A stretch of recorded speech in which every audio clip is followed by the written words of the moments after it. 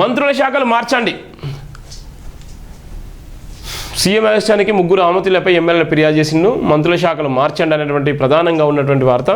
కలిసేందుకు వెళితే హవహేళనగా మాట్లాడుతున్నారని ఆవేదన, రిసీవ్ చేసుకునే విధానము సరిగ్గా లేదని ఆందోళన, తమకు ఇదే అనుభవం ఎదురైందంటున్న సీనియర్లు.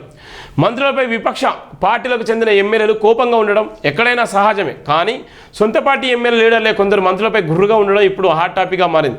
సదరు మంత్రులు దగ్గర నుంచి ఆ శాఖను తప్పించాలంటూ కొందరు ఎమ్మెల్యేలు సీఎం రేవంత్ రెడ్డికి కాంగ్రెస్ పార్టీ అధిష్టానానికి ఫిర్యాదు చేసినట్లు తెలిసింది.